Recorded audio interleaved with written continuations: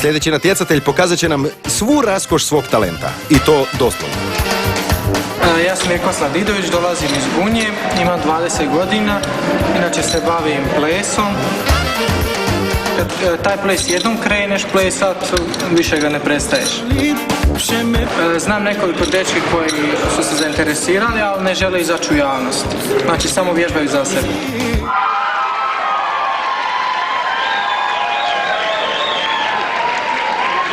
Prijavio sam se da bi pokazao da ovakvi plesača imaju u Hrvatskoj. Ima žena pauk. Poleti, galebe, poleti. Ma Batman ima Superman, ali ovo još nisam. Trbuhman. Nego reci nam, Vjekoslave, šta se radi u životu? Inače radim u općini kao voditelj odjela za poljoprivredu, plešem trbušni ples, indijski te latinoameričke, bosanski, hrvatski folklor te treniram džiu-džicu.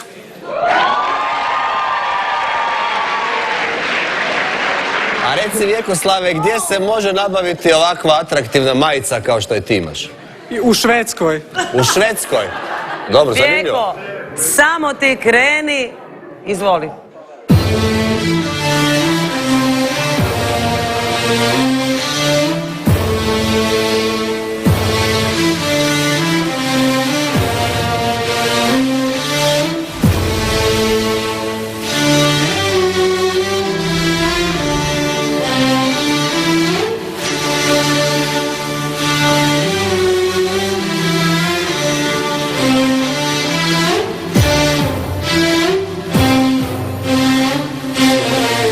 Dosad jako zanimljivo.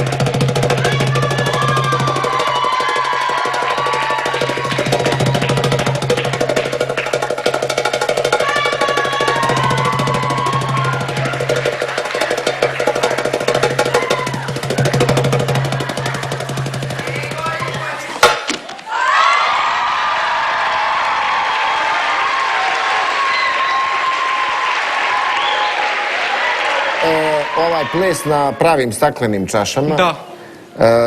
Potpuno meni nepotreban. Samo se brinem za tebe, hoćeš se izrezati, nećeš. Ja nikada, ali baš nikada, nisam vidjela muškarca koji pleše trbušni ples. Ja ne znam da li ste vi, ali ti to radiš bolje nego mnoge, evo moram priznat, žene koje su se prijavile za super talent. I meni je ovo bilo jako zanimljivo. To da muškarac pleše trbušni ples mi je jako zanimljivo. Drugo, mislim da si to jako ovako lijepo, šarmantno radio i da će to sigurno pobuditi interes u svekolikoj hrvatskoj javnosti. Jer ti si senzacija da muškarac ovako dobro pleše trbušni ples, to je super. Da.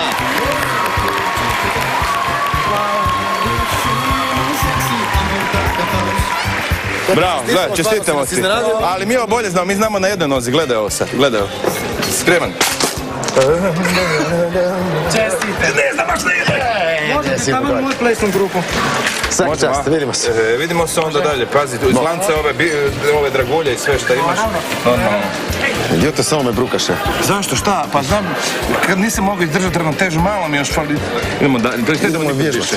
Idemo vježbati. Rene, čekaj me, Rene, čekaj me!